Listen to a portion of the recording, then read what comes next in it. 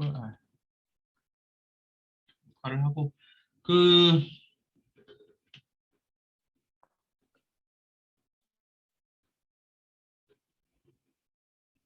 네, 그 다른 반이랑 다른 학년도 마찬가지인데 지금 뭐 코로나 환자 계속 생기고 있어가지고 어 어쨌든 LMS는 이제 오픈이 돼 있고 제가 뭐 가령 오늘 이제 지금 녹화를 하고 나면 이제 오늘 뭐 오후에 올려가지고 보통은 이제 내일까지 오픈을 해놓는 편이니까 언제든지 뭐 좀 컨디션이 안 좋거나 하면은 꼭 LMS로 들으시기 바랍니다. 그리고 뭐 수업 내용 같은 거 이제 이해 안 가거나 하면은 저한테 언제든지 쪽지 같은 거 주셔도 되고 그리고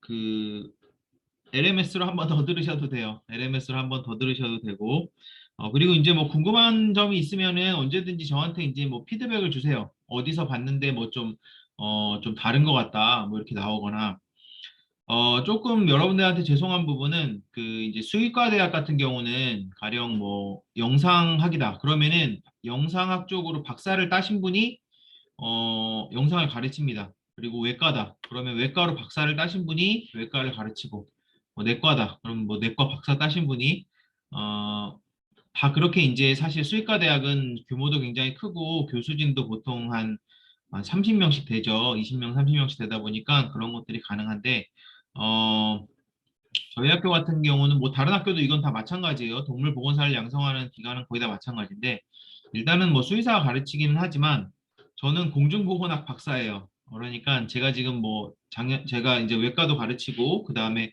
뭐 작년에 동물병원 실무도 가르치고 그 다음에 뭐 영상도 지금 가르치고 있지만 뭐 임상도 해보고 배우긴 했으니까 대충 잘 알죠. 그런데 박사만큼 알지는 못해요.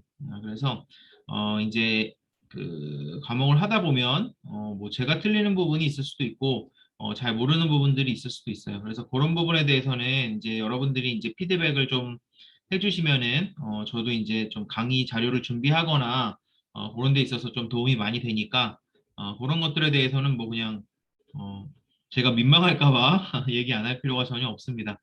수업은 이제 좀 발전적인 방향으로 항상 만들어가는 게 좋으니까 그런 것들이 있으면 저한테 알려주시고 그리고 뭐 이제 제가 이제 질문 같은 거 받는 시간 같은 거 드릴 때도 그냥 뭐 궁금한 거 있으면 항상 질문을 많이 해주세요. 그래서 어, 적극적으로 수업에 잘 들었으면 좋겠고 어, 그렇게 되고 일단은 수업을 진행을 할게요. 일단은 저희가 하는 이 영상학 수업 자체는 어, 배워야 되는 양 자체는 그렇게 많지는 않아요. 일단 수의과 대학에서는 배우는 양이 되게 많습니다. 왜 그러냐면은 수의과 대학은 제가 이제 항상 말씀드리지만 여러분이 하는 몫은 촬영을 잘하는 거고 수의사들이 하는 몫은 촬영도 잘해야 되지만 뭐 작은 병원에서는 수의사들이 또 많이 촬영하죠. 근데 큰 병원에서는 보통 테크니션이 촬영해서 수의사한테 이제 넘기는 시스템인데 수의사들은 이걸 해석을 하는 거를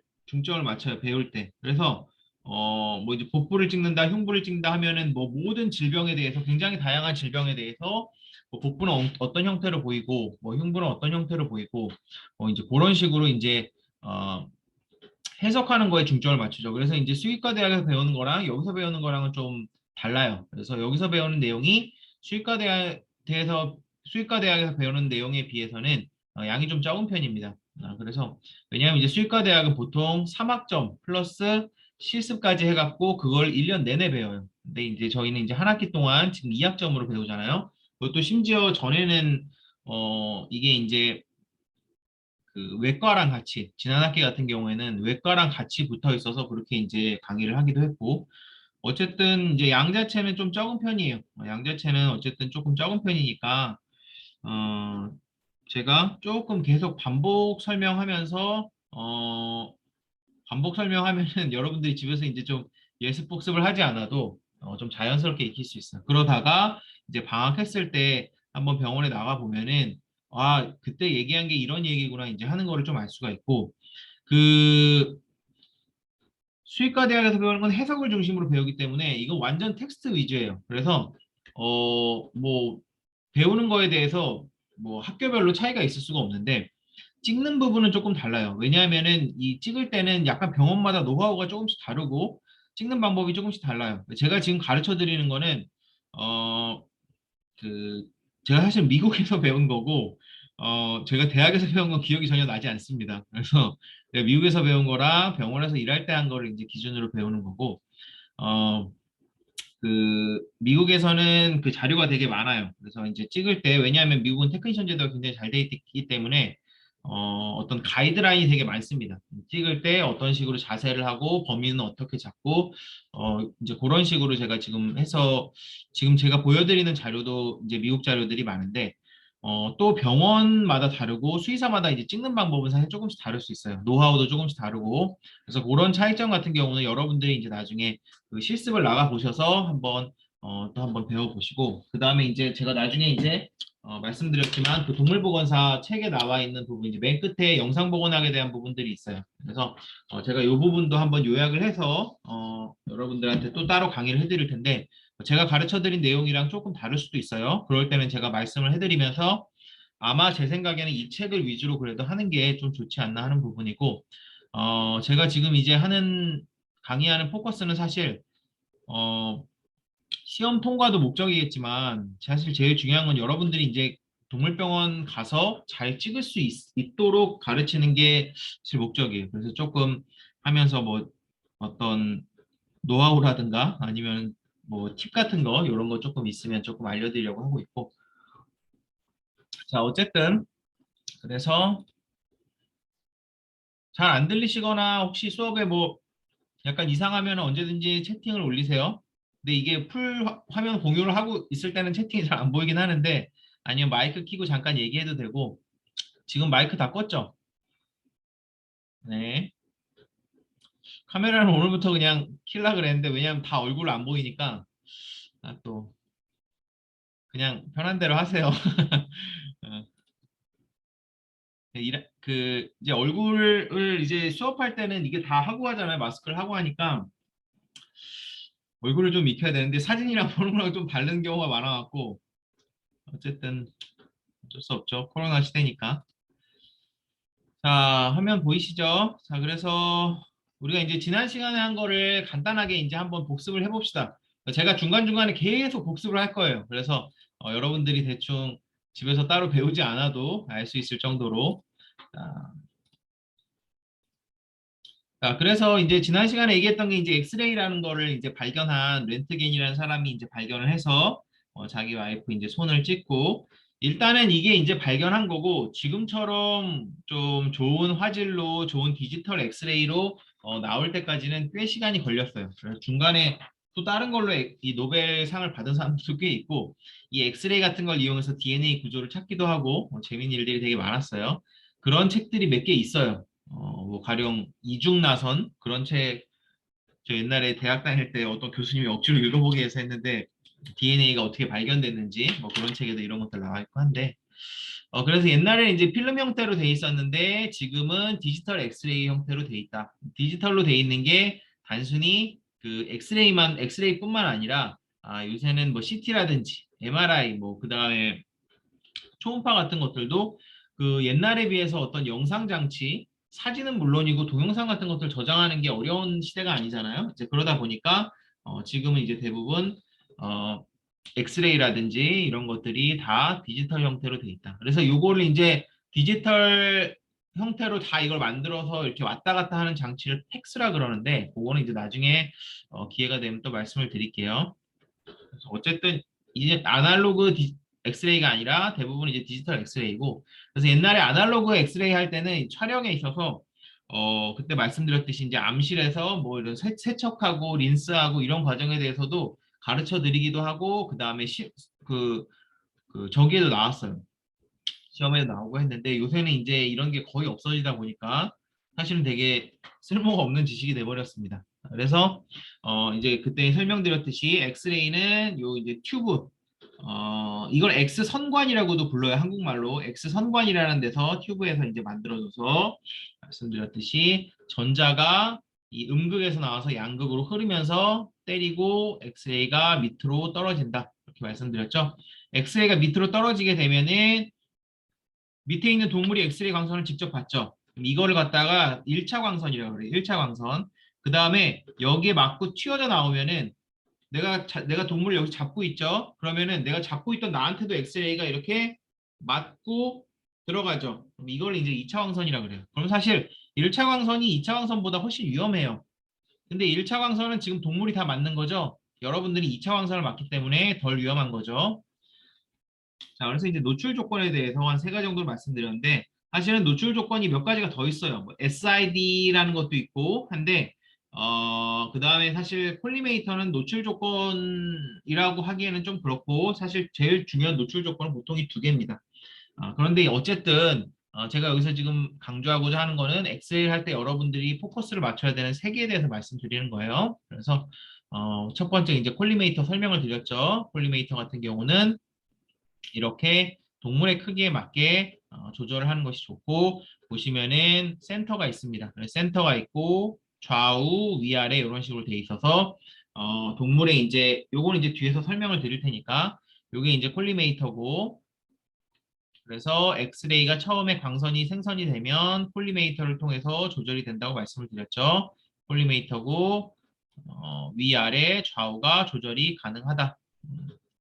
그래서 보통 어두운 데서 찍으면 이런 식으로 나온다고 말씀을 드렸고, 자, 그래서 콜리메이터가 너무 크면 어떻다 그랬어요? 사진이 퍼져가지고 여기 살이 이렇게 잘 안 나오죠. 근데 콜리메이터가 그 상의 몸에 상의 그 목적하는 상에 딱 맞게 콜리메이터가 돼 있으면은 이렇게 지금 손가락 살까지 깔끔하게 나온다 그랬죠. 그래서 동물도 이제 마찬가지로 물론 이제 뼈를 보는 목적이지만 엑스레이를 이제 좀 깨끗하게, 이게 이제 아무래도 흑백이다 보니까 색깔이라든지 이런 것들을 굉장히 주의해야 되고 어둡고 밝고 이런 거에 대해서 주의해야 되고, 그 다음에 또 주의해야 되는 부분이 동물을 찍을 때는, 사람을 찍을 때는 해당 사항이 별로 없지만 흔들림에 주의해야 됩니다. 흔들림. 동물은 항상 움직이니까 재빨리 이제 찍어야 되는 거죠.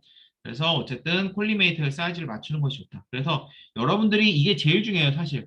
KVP, 마스 다 뭐라 그랬죠? 다 동물병원에 써 있어서 그거대로 그냥 맞춰서 한다 그랬지만, 콜리메이터는 여러분들이 맞춰야 되는 거예요. 그래서 콜리메이터를 여러분들이 맞출 때 이제 앞으로 배우는 내용이 콜리메이터를 어떻게 맞추느냐 하는 내용이에요. 그러면은 여러분들이 가령 뭐 복부를 찍는다. 그럼 콜리메이터를 어디서부터 어디까지 맞춰야 되냐? 그게 이제 찍을 때 가장 핵심입니다. 그래서 이제 찍으려는 부위에 콜리메이터를 가장 정확하게 맞추는 것이 좋다.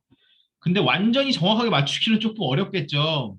왜냐하면은 이 손가락은 지금 이거에 맞춰서 딱 하면 되겠지만 복부라든지 흉부는 그렇지 않잖아요. 뭐 심장이 보입니까? 뭐 위가 보입니까? 그렇지 않죠. 그러니까 그렇게 이제 찍기가 조금 어렵다 보니까 사실은 찍고자 하는 상보다, 내가 찍고자 하는 상에 만약 흉부가 있다고 하면은 요거보다 살짝 크게 찍으면 되겠죠.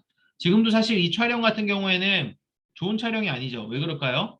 손가락 여기가 잘렸잖아요. 그죠? 그러니까 콜리메이터는 살짝 손가락보다 크게 이런 식으로 만들었어야 되죠. 이건 너무 큰 거고, 그래서 그렇게 하면 잘 찍으면서 잘리지 않게 찍을 수 있는 거죠. 그 다음에 이제 두 번째로 배웠던 게 이제 KVP라는 거랬죠. KVP 같은 경우는 때리는 힘이에요. 그죠?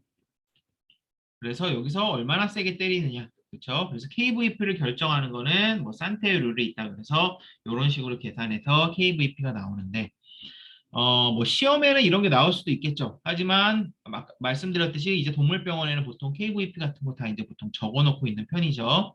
자, 어쨌든 알아야 될 거는 KVP가 상승하면은 에너지가 증가하니까 세게 때리고, 그러면 광선이 더 많이 나온다고 보면 되죠. 그래서 빛이랑 달리 엑스레이는 광선이 많이 나올수록 투과가 잘 되는 거예요. 그죠?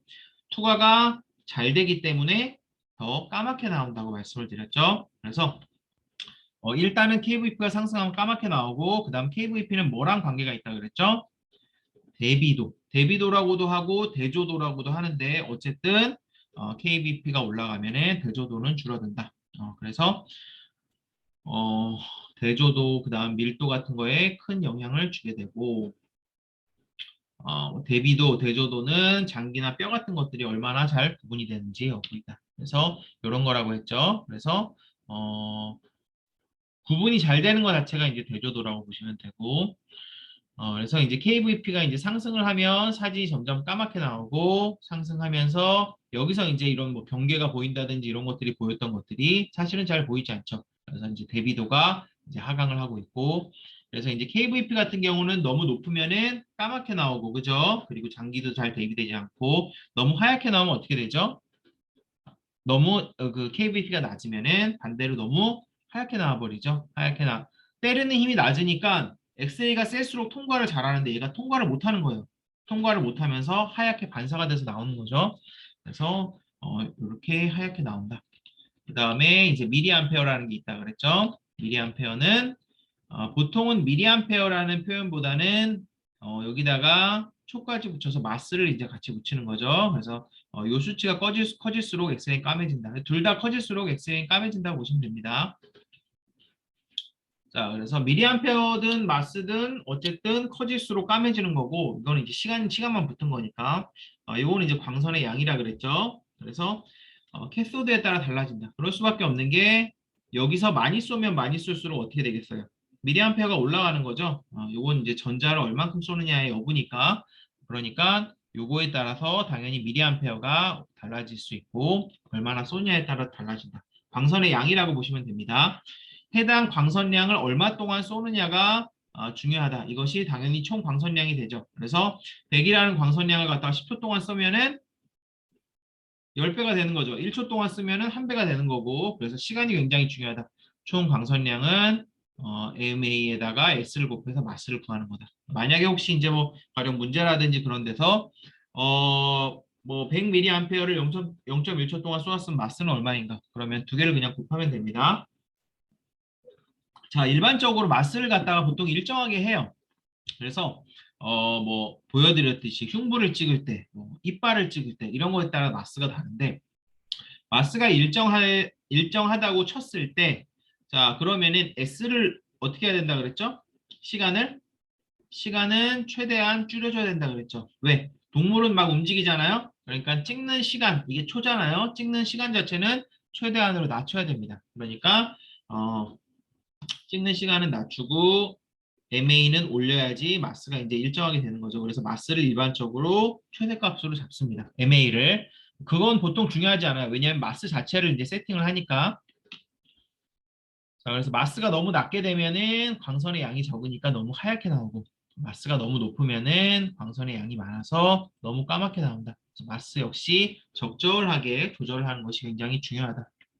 자, 그래서 여러분들이 내가 흉부를 찍고 싶다, 복부를 찍고 싶다 하면은 체중에 따라서 마스라든지 KVP가 다 일정하게 나온다고 말씀을 드렸죠. 다행히도 동물병원에 대부분 이런 식으로 붙여 놓습니다. 그래서 요거에 따라서 이제 하기만 하면 되고, 한 가지 말씀드렸던 거는 동물병원에 따라 다르지만 지금 보시면은 자, 요거 한번 볼까요? 43, 200, 2000, 0.1 이런 식으로 돼 있죠. 이게 뭐냐면은 이게 MA예요. MA. MA가 지금 2000으로 되게 높게 세팅이 돼 있고 이게 시간입니다. 0.1초로 해놨어요. 그럼 마스는 얼마예요? 마스는 200이 되는 거예요. 그죠? 두 개를 곱한 거니까 KVP는 43. 자, 제가 있던 동물병원 같은 경우는 사실은 잘하는 사람들은 마스랑 KVP를 왔다 갔다 하면서 사실 조절하는 게 맞지만 이게 생각보다 어렵죠. 뭐 방사선만 하는 테크니션이면 모를까. 그래서 일반적으로는 이렇게 세팅된 값을 아까 말씀드렸듯이 종이로 다 붙여놓고 그거에 맞게 해주세요 하고 어, 일반적으로는 얘를 잘 안 바꿉니다. 마스를 잘 안 바꿔요. 그리고 KVP만 왔다 갔다 합니다. 그래서 사실은 마스를 바꾸나 KVP를 바꾸나 이제 뭐 까매지고 하얘지는 것 자체는 똑같잖아요. 그래서 사실 뭐 테크닉적으로 큰 차이는 없나 봐요. 그래서 일반적으로 얘를 그냥 두고 만약에 찍었는데 사진이 너무 하얗게 나왔다. 그분 뭐 그런 식으로 나오면 어떻게 돼요? 그때는 그냥 KVP를 맛을 그냥 두고 KVP를 올립니다. 그럼 더 까맣게 나오겠죠.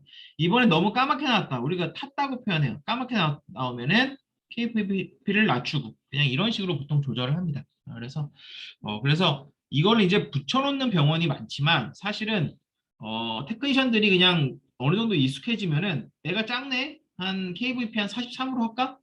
얘가 크네? KVP 한 뭐 50으로 할까? 이런 식으로 해갖고 보통 조절을 합니다. 그래서 일반적으로는 보시면은 이제 아시겠지만 덩치가 커지잖아요. 애들이 덩치가 밑으로 갈수록 커지죠. 그러면 KVP라든지 마스라든지 다 상승을 해요. 그건 왜 그럴까요?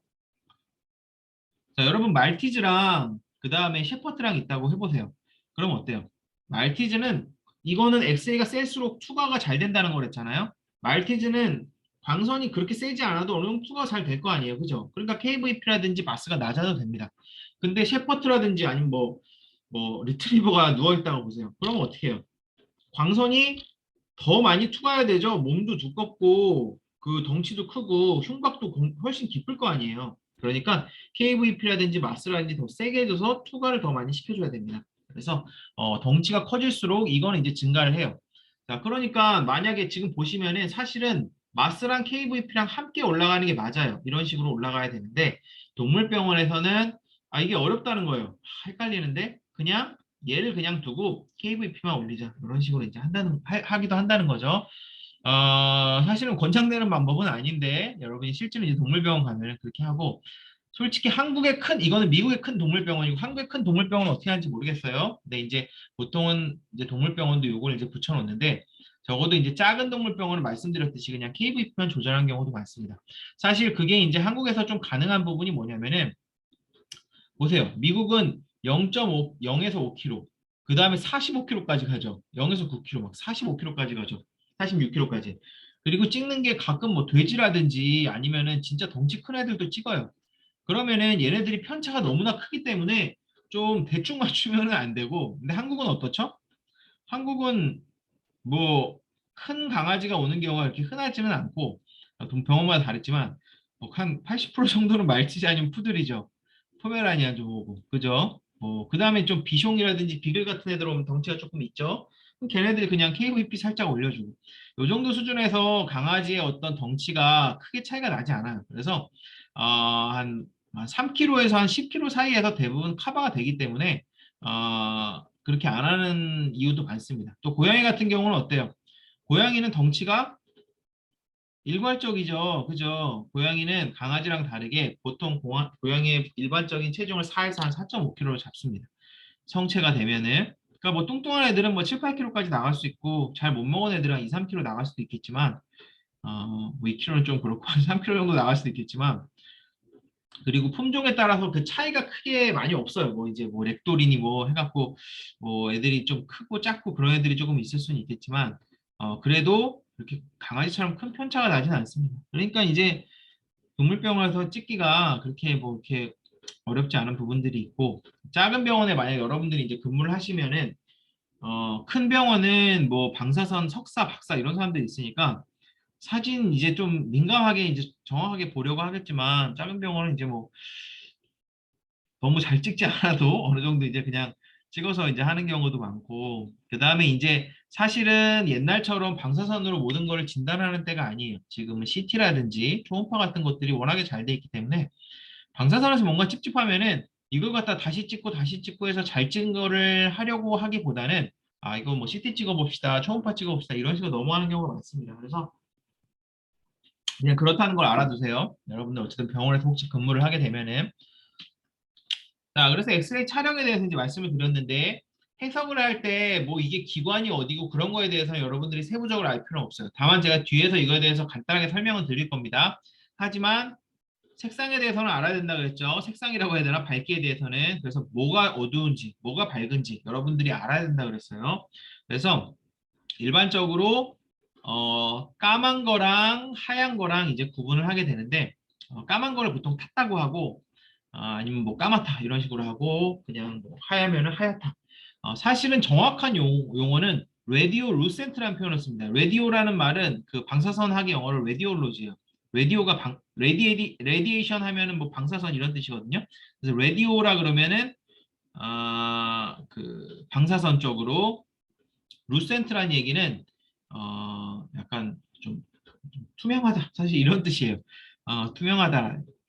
이런 뜻이고 그래서 라디오 루센트라는 표현이 사실 많이 써요. 라디오 루센트하다, 뭐 루센트하다, 오페크하다 이런 식으로 쓰는데 오페크하다는 건 탁하다는 거예요. 지금 하얗게 탁하게 있다, 진하게 있다 이런 것들을 이제 라디오 오펙이라고 그러는데 사실은 이게 이제 병원에서도 많이 쓰는 용어고 그래서 뭐 그냥 참고적으로 알아두세요. 라디오 루센트, 라디오 오펙. 그래서 루센트하다, 오페크하다 이런 식으로 자, 그래서 제일 까만 거랑 이제 제일 하얀 걸 알아야 된다 그랬죠. 그래서 방사선을 찍게 되면은 방사선 광선이 땅 때리죠. 그러면은 밀도가 높은 것 같은 경우에는 잘 통과하기 어렵죠. 방사선이. 근데 밀도가 낮으면은 그냥 확 투과를 해버려요.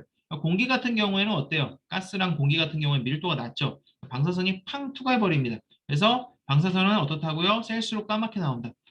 투과를 딱 많이 해갖고 까맣게 새까맣게 나오는 거죠. 그래서 가스. 두 번째 까만 부분이 여기 같은 지방. 그죠? 지방 부분이 까맣다 그랬고 그래서 사람도 똑같아요. 사람도 이제 찍게 되면 어떻게 돼요? 지방 있는 데가 어느 정도 이제 까맣게 나오니까 그때 구분을 뭐 할 수 있겠죠. 그래서 사람도 이제 뭐 복부 같은데 그래서 사실은 지방이 많으면은 장기 구분이 잘 되는 편입니다. 그래서 고양이가 뭐 지방이 강아지보다 고양이 배에 축 처져 있죠. 그래서 고양이가 강아지보다 이제 지방이 많아서 장기 구분이 좀 더 잘 되는 편이에요. 그 다음이 이제 연부 조직, 그죠? 이런 연부 조직이란 뭐 살이라든지 안에 있는 장기, 뭐 신장, 위, 방광 전부 다 연부 조직이 되는 거예요. 자, 아니면은 물이랑 똑같은 밝기라 그랬죠? 물이랑 연부 조직. 그 다음에 미네랄, 그죠? 미네랄이라 그러면 뼈라 그랬죠? 그 다음에 이제 쇠, 아, 그 다음에 이제 하얗게 되는 거, 완전 하얗게 되는 게 쇠라든지 아니면은 조영제 같은 것들 완전히 하얗게 나온다 그랬죠? 그래서 요 순서는 반드시 기억을 해두시기 바랍니다. 자, 그래서 엑스레이 촬영의 원칙 지난 시간에 뭐 한 여기 정도까지 했던 것 같은데 자, 엑스레이 촬영의 원칙은 5개, 사실 뭐 6, 7개씩 원칙을 세우려면 더 많겠죠. 근데 어쨌든 요거는 어쨌든 꼭 기억을 해두세요.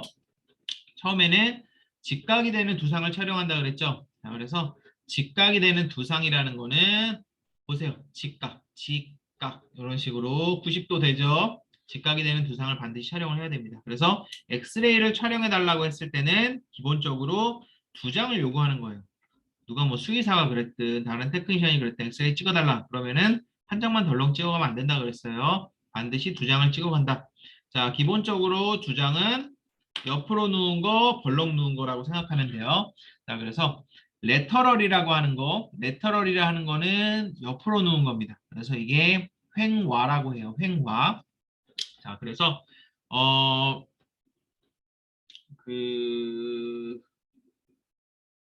오른쪽이 바닥에 닿아 있으면은 이게 우측 레터럴, 우측 횡화, 라이트 레터럴 이런 표현을 써요. 그래서 요거는 그냥 뒤에서 얘기할게요. 뒤에서 얘기하는 게 낫겠다.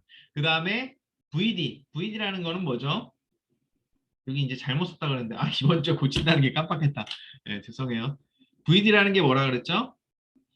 자, 엑스레이를 말할 때는 광선이 어디서 들어와서 어디로 나가느냐를 기준으로 말한다 그랬죠. 자, 그러면은 강아지가 판 위에 벌러덩 누워 있다. 그럼 광선을 위에서 때린단 말이에요. 그러면은 광선이 어디서 들어오죠, 보통?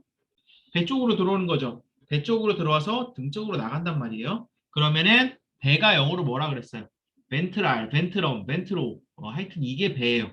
이게 등이고 돌섬 뭐 그냥 다 어떻게 표현을 하든지. 그래서 벤트랄로 들어와서 돌살로 나간다.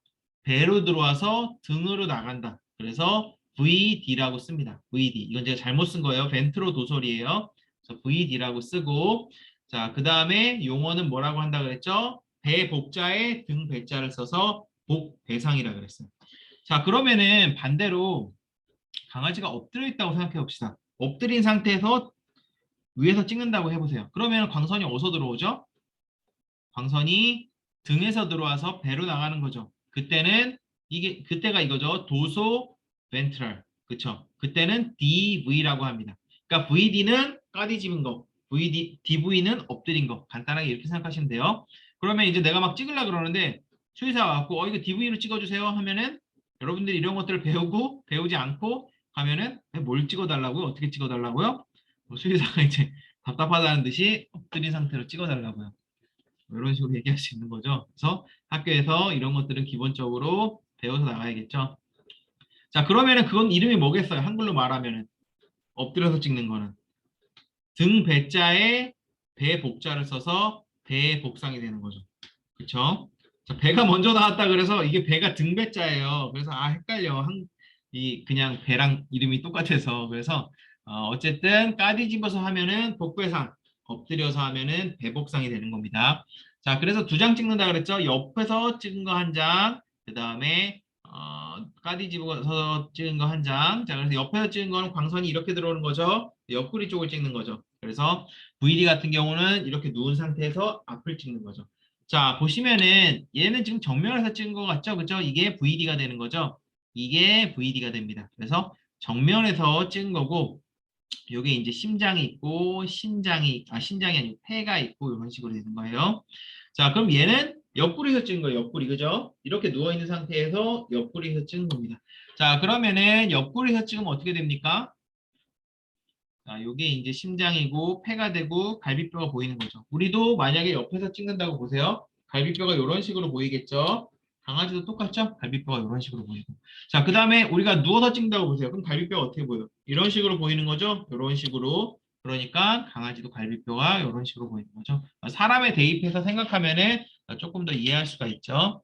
자, 그래서 직각이 되는 두상을 촬영하는 이유는 우리가 어떤 엑스레이를 찍는 이유가 뭐겠어요? 뭐를 진단하기 위한 거죠? 뭐를 진단할 때 어떤 뭐 몸의 이상이라든지 아니면은 어떤 이상하게 보이는 것들이 있으면 그거를 찍기 위해서 엑스레이를 찍는단 말이에요.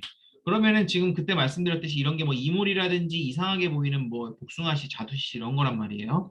자, 그러면 자두씨 치고는 좀 큰 것 같고 약간 복숭아씨 같죠? 지금 보니까.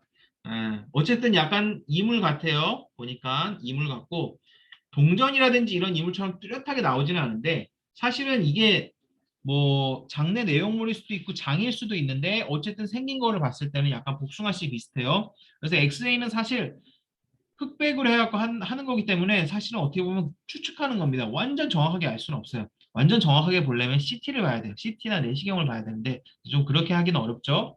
자, 어쨌든 보시면 어때요?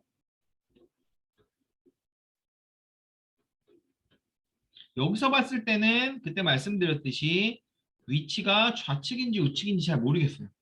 뭐 보니까 대충 한 이 정도에 있는 건 알겠어.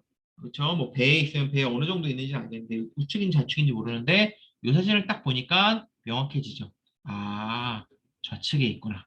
그런 식으로 이제 하게 되고 참고로 말씀드리면 우측 좌측을 이제 어떻게 따지냐면은 사실은 그냥 사진으로 봤을 때 오른쪽은 몰라요.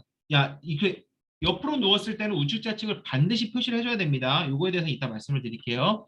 그런데 까뒤집었을 때는 대충 알 수는 있어요. 이쪽이 좌측입니다. 그걸 어떻게 하냐면은 심장이 이런 식으로 뻗어 있어요, 보통. 그래서 심장이 뻗어 있는 모양. 그 다음에 이게 대장인데 뭐 별장, 직장 이렇게 내려가는데 이게 이제 물음표처럼 돼 있고 신장이 이게 좌측 신장, 우측 신장인데 우측 신장이 사실 조금 더 올라가 있어요. 신장 안에 지금 하얗게 뭔가 보이는데 이거는 젖꼭지입니다. 그래서 이제 젖꼭지가 보이는 경우도 있고 안 보이는 경우도 있는데 이거는 헷갈리면 안 되고 자, 그 다음에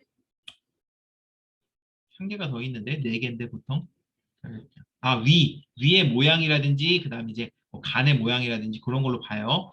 자, 어쨌든 그래서 여기 이제 좌측인지 우측인지 보통 표시를 해줘요. 레프트, 라이트 이런 식으로 보통 이제 표시를 해주는데 자, 어쨌든 좌측에 있네. 좌측이고 자, 그때 이제 말씀드렸죠. 척추로 이제 따진다고 그래서 척추 7, 6, 5 다섯 번째 요추 다섯 번째 요추쯤에 있고 그 다음에 좌측에 있다. 자, 이걸 왜 하냐면은 나중에 이걸 뭘 하냐면 이거 수술을 합니다. 수술.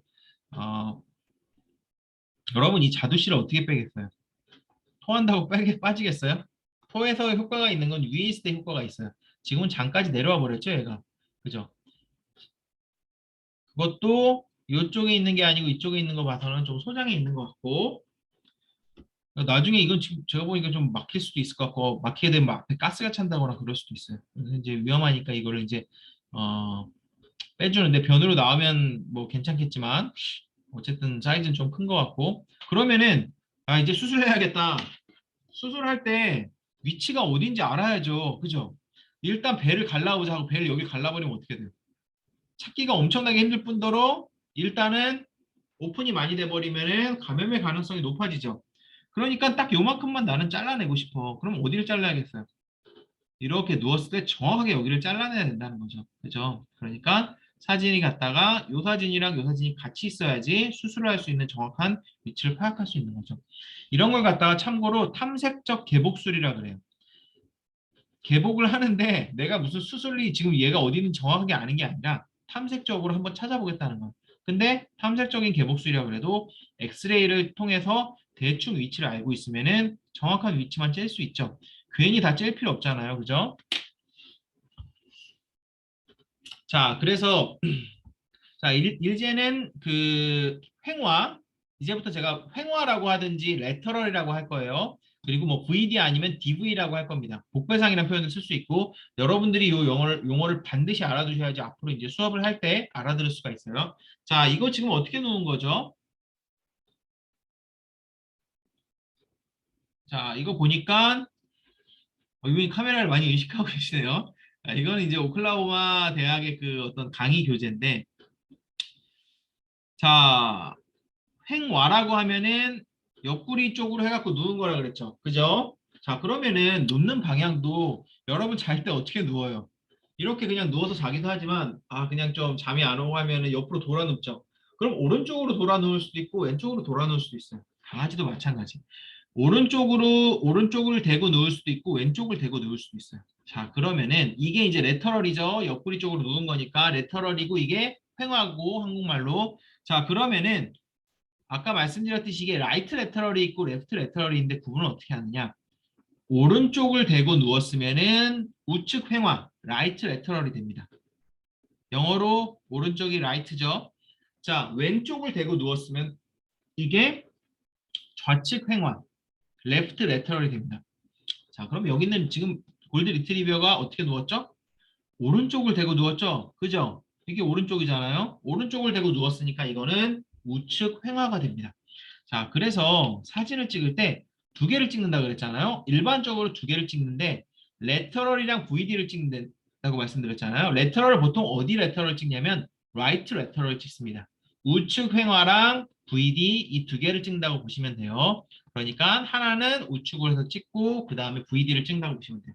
자, 근데 필요에 따라서 좌측을 찍는 경우도 있어요.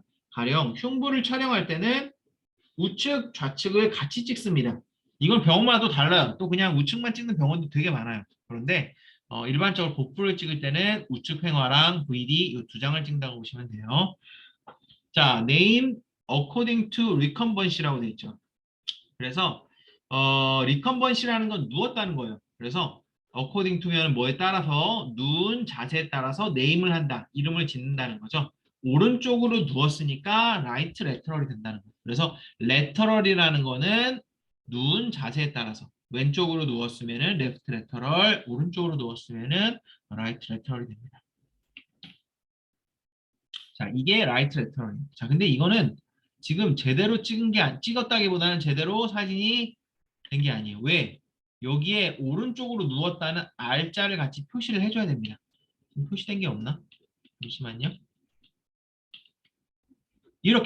이렇게 찍어야 돼요. 라이트 레터럴이면 R자를 표시를 해줘야 돼요. 왜냐면은 이게 왼쪽으로 누웠을 때랑 오른쪽으로 누웠을 때랑 사진이 똑같습니다.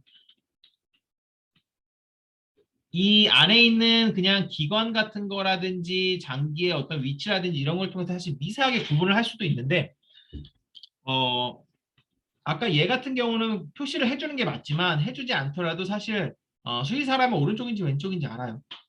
그런데 얘는 오른쪽으로 누운 거랑 왼쪽으로 누운 거랑 되게 비슷하게 나와요. 이 위에 모양이 조금 달라지긴 하는데 구분을 못하는 경우도 많아요. 그래서 오른쪽으로 했는지 왼쪽으로 했는지 사실은 여기다 R이냐 L이냐 이거를 써줘야 됩니다. 그래서 뭐 그냥 기본적으로 오른쪽으로 찍으니까 이거 뭐 표시 안 해도 되겠지 하면 절대 안 돼요. 반드시 R이라고 표시를 해줘야 되고 옛날엔 이 표시를 어떻게 해줬냐면은 R이라고 쓰여진 철판 같은 걸 같이 찍었어요. 그럼 엑스레이에 R이라고 같이 나와요. 근데 요새는 이제 그렇게 안 하고 그냥 찍고 나서 여기다가 우리가 그냥 파워포인트로 그냥 R 같은 거 쓸 수 있잖아요. 화면 위에다가 그거랑 똑같아요. 그냥 R이라고 쓸 수 있어요. 그런 식으로 이제 해주면 됩니다. 자, 어쨌든 오른쪽으로 눕혔으면 우측 편향이 되는 거죠. 자, 보시면은 이게 지금 R이 있고 L이 있죠. 그럼 사실 왜 오른쪽 왼쪽을 따로 찍냐면은 오른쪽으로 찍었을 때랑 왼쪽으로 찍었을 때가 또 달라요. 그게 왜 다르냐면은 가령 여기 지금 종양 같은 게 지금 있네요. 보니까 종양 같은 게 있는데 오른쪽으로 찍었을 때는 이게 안 보이는데 왼쪽으로 찍었을 때는 보이는 경우가 있어요. 가령 종양이 여기 있다고 칩시다. 그러면은 이게 뭐 종양인지 뭔지는 모르겠어요. 근데 생긴 걸로 봤을 때는 좀 허옇게 나온 걸로 봐서 어떤 연부 조직 같은 게 있네요. 지금 분명히. 자, 그러면은 오른쪽에서 찍었을 때는 이게 잘 안 나와요. 여기 있는 게. 근데 왼쪽에서 바로 찍으니까 나오는 거죠. 그렇죠? 그러니까 오른쪽 왼쪽을 제대로 표시를 이제 해줘야 됩니다. 그래서 보통은 흉부를 찍을 때는 오른쪽 왼쪽 레터럴을 보통 같이 찍는 편이에요. 이런 건 이제 뒤에서 배우니까 지금 저기 넘어갈 필요 없고 아까 말씀드렸듯이 등을 대고 누우면은 복배상이라고 그래요. 복배상. 벤트로 도살 뷰 그쵸? 그래서 VD가 됩니다. 자, 얘가 어떻게 돼 있어요? 지금 등을 대고 누웠죠? 강아지가 이렇게 살살 등을 대고 누워 있을까요? 아닙니다. 얘는 마취하네요. 마취하네. 마취했는지 어떻게 하냐면은 여기저기 지금 기구가 찝혀 있잖아요. 그죠? 기구가 찝혀 있다는 거는 지금 얘의 심장 박동을 보고 있는 거예요. 마취하다가 죽으면 안 되니까. 얘는 마취가 됐을까 안 됐을까요? 얘는 마취가 안 된 것 같아요. 그거는 왜 그러냐면은 손으로 잡고 있죠. 그죠? 손으로 얘는 손으로 안 잡고 있죠. 그죠? 손으로 굳이 잡을 필요가 없어요. 마취가 돼 있으면은 알아서 들어 누우니까. 마취가 안 돼 있으면은 걔가 가만히 안 있죠. 그래서 이렇게 눕는데 자, 지금 보시면은 밑에 보면은 쿠션이 있어요. 쿠션. 이 쿠션이 V자예요. 쿠션이 V자라 그러고 영어로 이제 트로프라고